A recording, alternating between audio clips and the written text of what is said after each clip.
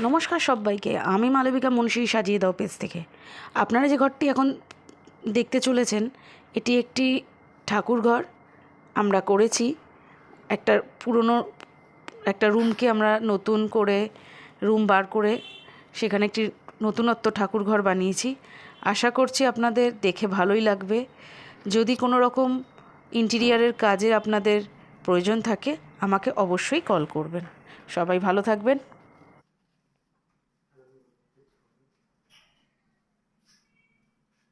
बढ़िया।